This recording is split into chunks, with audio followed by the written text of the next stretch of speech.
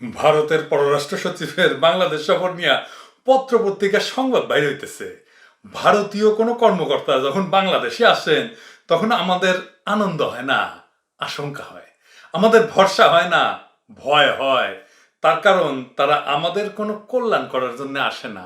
তারা আসে বাংলাদেশের ক্ষমতায় অবৈধভাবে আসীন ভারতের পাঁচাটা কুকুরগুলি থেকে আরো কিছু বাগায় নিতে।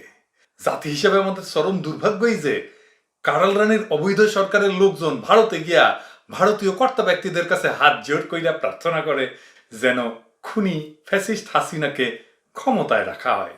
আমি ভারতে গিয়ে যেটি বলেছি যে শেখ হাসিনাকে টিকে রাখতে হবে। অন্যদিকে ভারতীয় কর্মকর্তারা আসে এই অবৈধ সরকারকে নতুন নির্দেশ দিতে যাতে বাংলাদেশের সমূহ ক্ষতি হইলেও ভারতের বিরাট লাভ হয়। বাংলাদেশে ভারত কর্তৃক প্রতিষ্ঠিত এই অবৈধ সরকারের সাথে ভারত যে চাকর মনিবের সম্পর্ক, এটা এখন সকলের কাছেই পরিষ্কার। ভারতের পররাষ্ট্র সচিব আসতেছে বাংলাদেশের কাছ থেকে এমন কিছু আদায় করে নিতে যেটা দিলে বাংলাদেশের ভয়াবহ ক্ষতি হইয়া যাইতে পারে। এই বিষয়ে একটু পরে বলবো, তার আগে আমরা একটু জানি নি এই যে বাংলাদেশের পত্রিকা হাউকাউ করতেছে ভারতের পররাষ্ট্র সচিব আসতেছে জন্য, এই ভারতকে এশিয়া অঞ্চলের জনগণ কি চোখে দেখে? এটা পরাশক্তি হিসেবে দেখে কিনা বা আন্তর্জাতিক শক্তি হিসেবে দেখে কিনা, এটা একটু আমরা দেখে নিই। কিছুদিন আগে সিঙ্গাপুরের প্রভাবশালী আসিয়ান স্টাডিজ সেন্টার তাদের state of South East Asia 2024-এর রিপোর্ট প্রকাশ করছে। লিঙ্কটা দিয়ে দিলাম ডেসক্রিপশন বক্সে।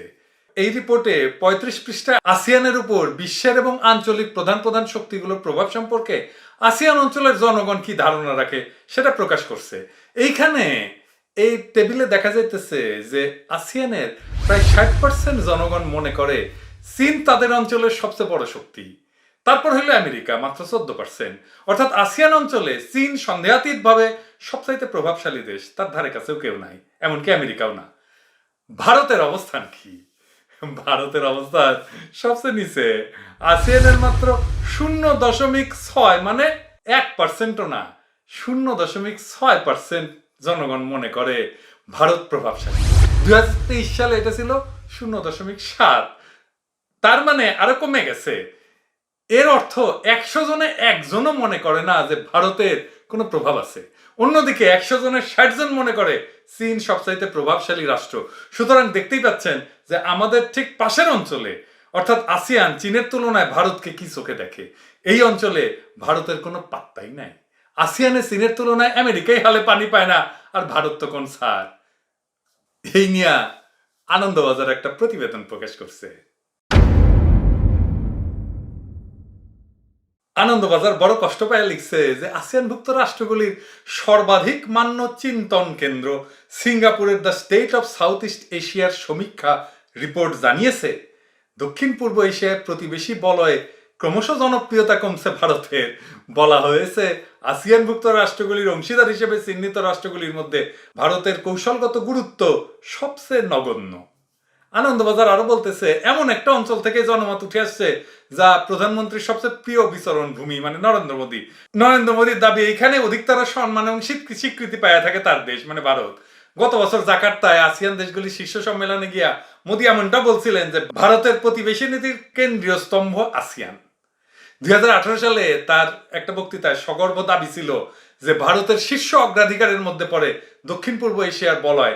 সমীক্ষাটি ফের চোখে আঙুল দিয়ে দেখেই দিচ্ছে মোদী সরকারের গত 5 বছরের দাবি এবং বাস্তবের মধ্যে ফারাক আসলে কতটা।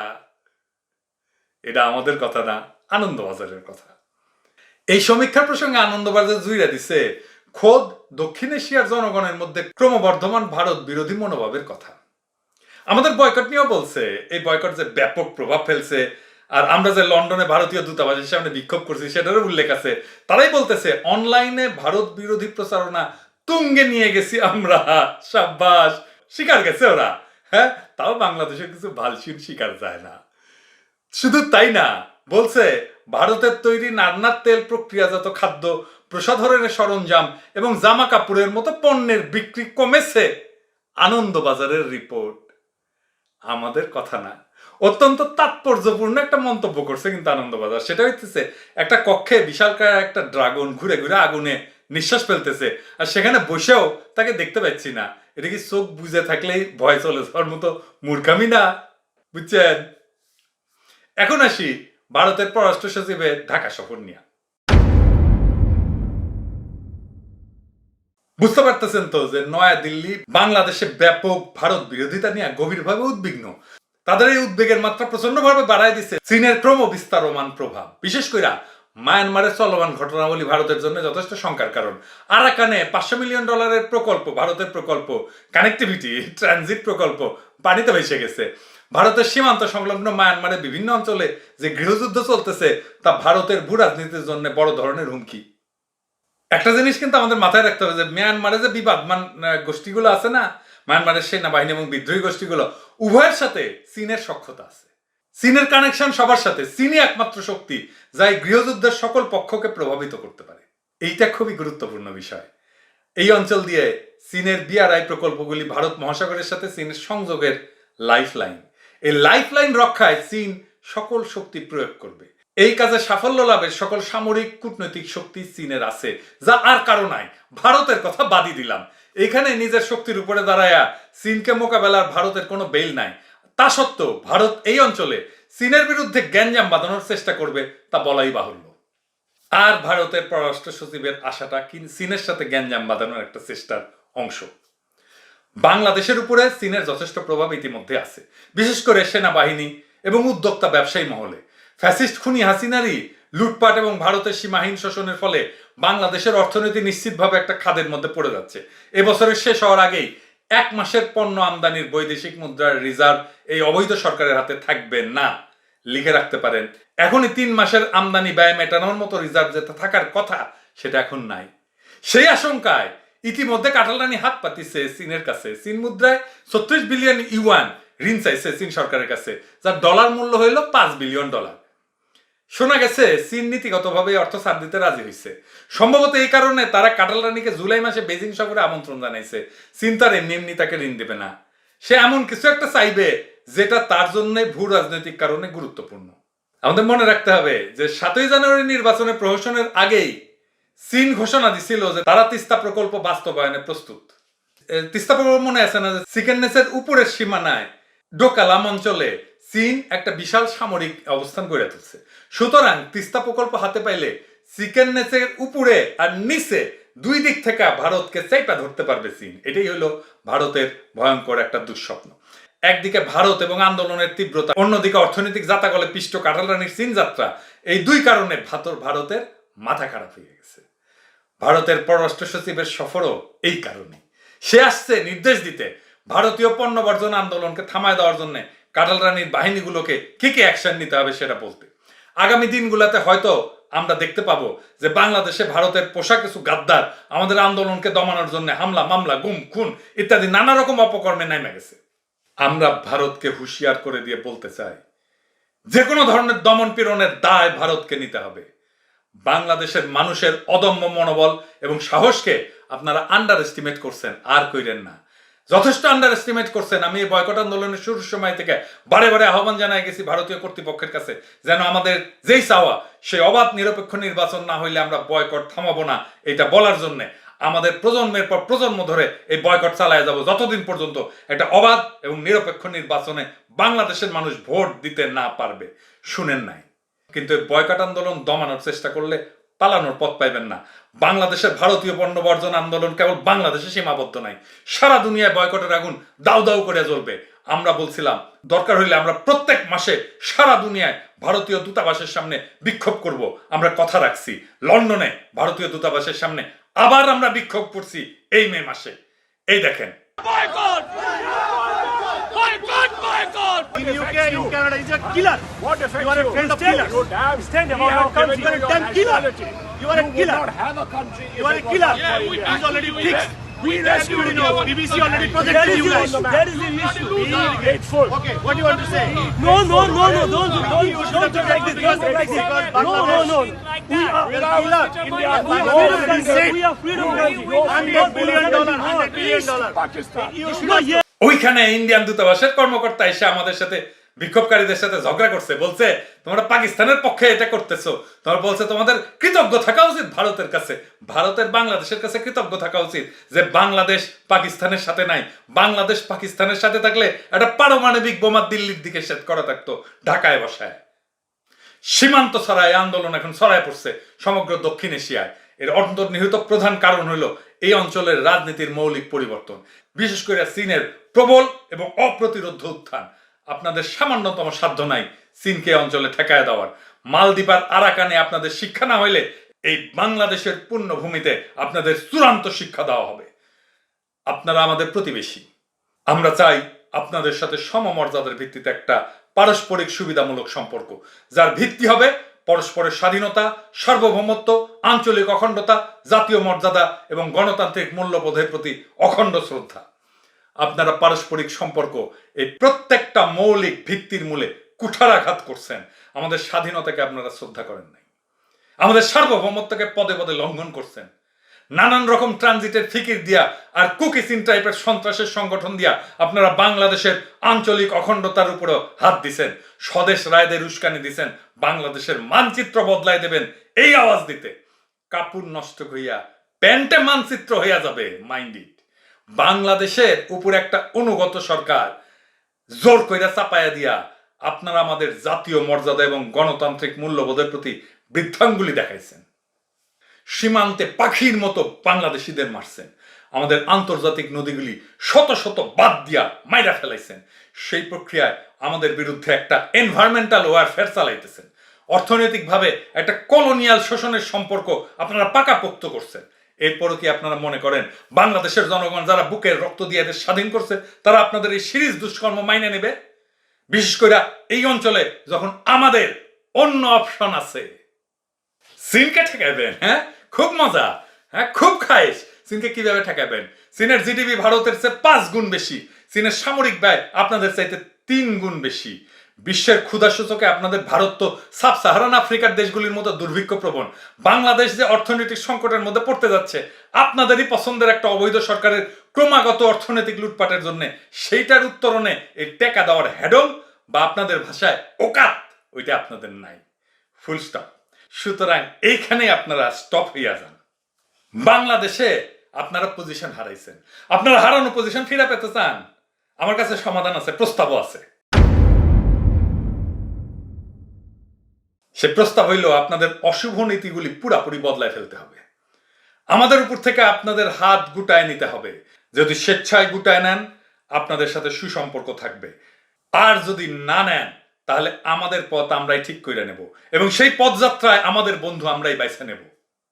আর ভারতের কুমন্ত্রণায় পইরা বাংলাদেশের কোনো গোষ্ঠী, কোনো বাহিনী যদি বাংলাদেশের জনগণের ভারতীয় পণ্য বর্জন আন্দোলনের বিরুদ্ধে লাঠি বন্দুক গোলা নিয়ে দাঁড়ায়া যায়, তাদের বলবো আপনাদের তালিকা কইরা কইরা আমরা প্রতিশোধ নেব। যারা দেশীয় পণ্যের বিপরীতে ভারতীয় পণ্যের দালালি করে তাদের কবরের জায়গা বাংলাদেশে হবে না, এই প্রতিজ্ঞা আমরা কইরা রাখলাম। কাটাল রানীরে বলতেছি, তুমি তো মাইনকা সিপার মধ্যে পড়ছো। গদি রাখতে দরকার ভারতে আর অর্থনীতি বাঁচাতে দরকার চীনের। এখন তোমাকে সিদ্ধান্ত নিতে হবে কোন দিকে যাবা। পুরান স্বামীকে সাইরা নতুন আর এক বিছানার দিকে রওনা হবা? পুরান স্বামী কি এত সহজে ছেড়ে দিবে তোমারে? তোমারে কি মাগনায় ক্ষমতা রাখছে? তোমারে গতিতে বসায় রাখছে বাংলাদেশে ভারতের আগ্রাসন যাতে চালায় যেতে পারে সেই জন্যে। তুমি যদি সেই কাম করতে অপারগ হও, অসমর্থ, তাইলে তো তারা তোমার আর রাখবে না, তাই না? তোমার কোনো অধস্তন যদি তোমার কামে না লাগে তুমি কি তারা রাখো না তো। আর টাকা পয়সার টানে যদি চীনের দিকে রওনা দাও তাহলে ভারত যেমন তোমার ছাড়বে তেমন চীনও শর্ত ছাড়া তোমার 1 ফুটা পয়সা দেবে না। তাদের প্রধান শর্তই হবে ভারতের খপ্পর থেকে পুরোপুরি বাইর হয়ে আসা এবং চীনকে ভূ রাজনৈতিক সুবিধা দেওয়া। তারা তো বইলাই দিচ্ছে যে তিস্তা প্রকল্পে তারা এক পায়ে খাড়া। সেটা যদি তুমি দিতে না পারো চীন তোমার কেন পয়সা দিবে? অতই সোজা পয়সা। অর্থনীতির অবস্থা শ্রীলঙ্কার মতো হলে কোটি কোটি মানুষ রাস্তায় নেমে আসবে, তখন তোমার স্বামী ভারতের চাল চুলাটা অবশিষ্ট থাকবে না। চীন তো একটা পরাশক্তি, এসবই তারা জানে। তারা যে গেম খেলে সেটা হলো দীর্ঘকালীন গেম। তারা 50 বছরের হিসাব করে খেলতে নামে, সুতরাং তারা অপেক্ষা করবে। মিয়ানমারেও তুমি যে খেলাটা খেলতেছো সেটা তো ভারতের খেলা। ওই খেলা খেলতে আসতেছে ভারতের পররাষ্ট্র সচিব, যা বাংলাদেশের মৌলিক স্বার্থের বিরুদ্ধে। আরাকানে যে ঘটনা ঘটতেছে তাতে ক্লিয়ার যে সেখানে আরাকান আর্মির দীর্ঘকালীন শাসন এক প্রকার নিশ্চিত। আরাকান আর্মি জিতে যাচ্ছে। মায়ানমার আর্মি মার খাইতে খাইতে ওই অঞ্চলের অধিকাংশ এলাকা থেকে ভাইগা যেতে বাধ্য হয়েছে। সুতরাং মায়ানমার নয়, বরং আরাকান আর্মির নেতৃত্বে এই আরাকান প্রদেশ হইল আমাদের প্রকৃত প্রতিবেশী। এখন পর্যন্ত ভারতের কূটনীতি অনুসরণ কইরা কাটাল রানীর সরকার মায়ানমার জান্তার সাথে সম্পর্ক রেখে চলতেছে। মায়ানমার বাহিনীর যে সমস্ত সদস্য আরাকান আর্মি ধাওয়া খাইয়া বাংলাদেশে আসছিল, তাদেরকে বাংলাদেশের অবৈধ সরকার জামাইয়া ধরে ফেরত পাঠাইতেছে মায়ানমার সরকারের কাছে, যাতে তারা আবার আরাকান আর্মিরে ফাইট করতে পারে। এটা হলো একটা আত্মঘাতী কূটনীতি। এতে বাংলাদেশের মূল স্বার্থের ব্যাপক ক্ষতি হবে। আসল ব্যাপারটা হইল যে ভারত সরকার আরাকান আর্মির সূচনা লগ্ন থেকে তাদের প্রতি একটা শত্রুতামূলক আচরণ করে আসতেছে। বিভিন্ন সময় তারা আরাকান আর্মির বিরুদ্ধে আক্রমণ পরিচালনা করছে। কোনো কোনো ক্ষেত্রে তারা এই সমস্ত অভিযান যৌথভাবে মায়ানমারের জান্তার সাথে করছে।